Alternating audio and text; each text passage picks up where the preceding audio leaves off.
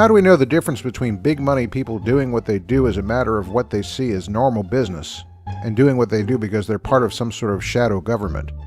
In all it fairly says about the Rothschild family, we're never given any way to tell one from the other. But that assumes he even has his facts straight, which he doesn't very often.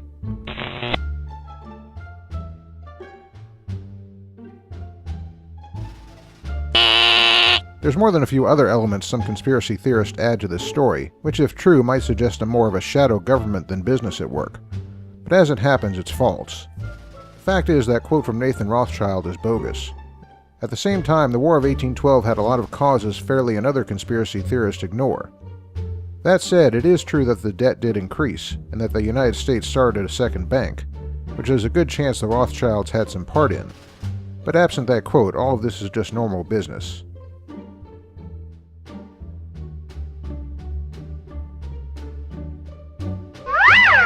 That's true, but it's nothing that also wasn't done by a lot of European royal families, as well as other German Jewish business dynasties in that period. It wasn't absolute, though. Historian Niall Ferguson, in his book The House of Rothschild, says that of the 21 marriages in that family between 1824 and 1877, 15 were inside the family. The purpose was, as Fairley rightly says, to keep the family's fortune intact, but that marriage practice was discarded after that time.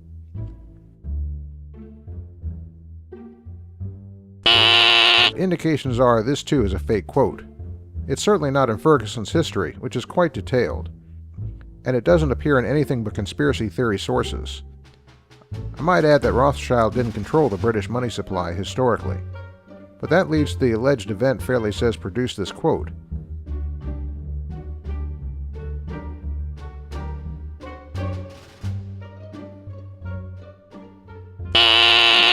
It's true that Nathan Rothschild had early access to couriers of news about the war. Ferguson confirms that, but adds a few other points. First, Rothschild relayed his information to the British government the very next day, but the government didn't believe it. Second, the information delivered by the courier was actually bad news for Rothschild, because he had already set up a few major transactions under the assumption that the war was going to continue. The courier's news left the family saddled with depreciating assets, which for them meant heavy and growing losses, and causing a period of acute crisis for the family. Finally, note what really happened. To make up for this damage, Nathan Rothschild started buying British stock, which was publicly announced in the London Courier. But as Ferguson goes on to say,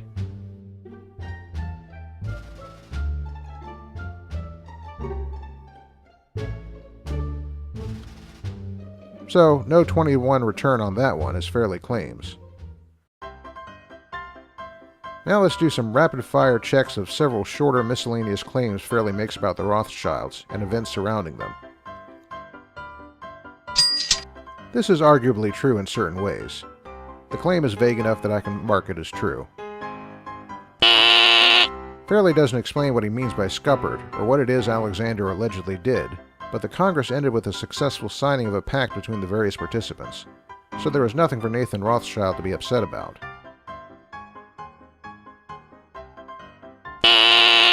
This appears to be a legend from conspiracy theorists. It's not mentioned by Ferguson, and I can find no other evidence that it is true. This also appears to be a legend, and it's not mentioned by Ferguson. A search of Volume 2 of this series in Google Books shows that the Illuminati are not mentioned in it at all. While a central bank was an issue at the time, and Jackson expressed such sentiments as shown in this quotation, it was not his campaign slogan, according to any leading biography of Jackson. There's also no sign of the quote in any of the leading biographies.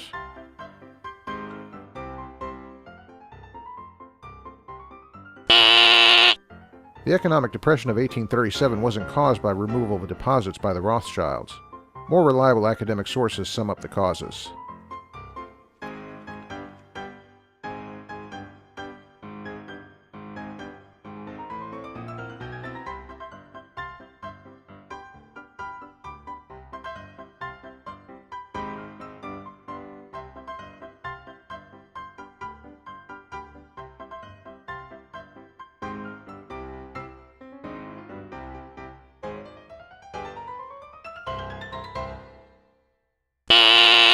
The date, name of the assassin, and reason for the failure of the attempt are all correct.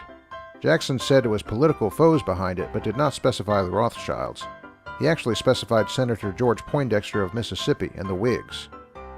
It's also false that Lawrence escaped punishment. He was convicted and spent the rest of his life shuffling between asylums and prisons, and there's no evidence he bragged about being connected to powerful people in Europe.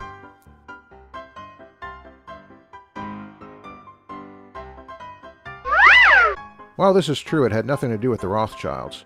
The general public and members of Congress were angry with Tyler over the issue.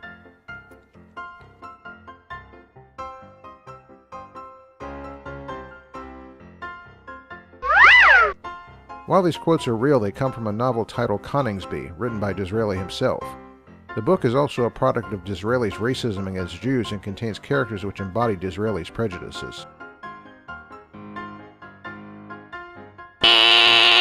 This is not recorded by any Jackson biography.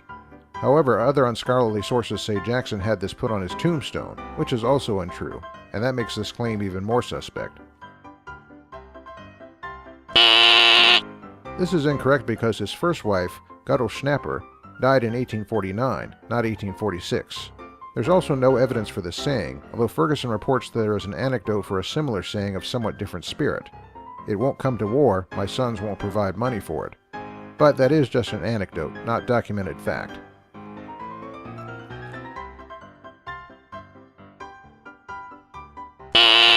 While this figure was once used by a reliable source, better information has come to light. Historian D.C.M. Platt reports that while he was richer than any individual in French banking history, James Rothschild's disposable wealth was likely in the tens of millions, not hundreds.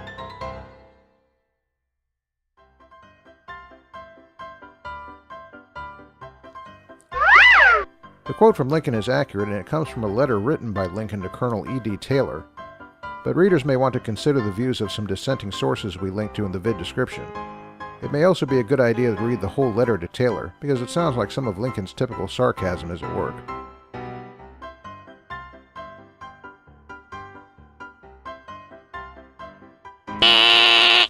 This quote, in contrast, appears in no reputable source. Nor does any reputable source think banking interests were behind Lincoln's assassination.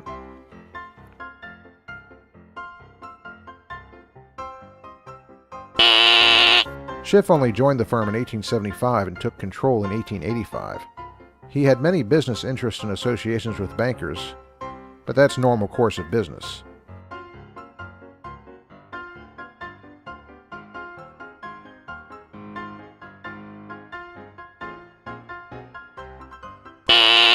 I can find no such quote in any Garfield biography.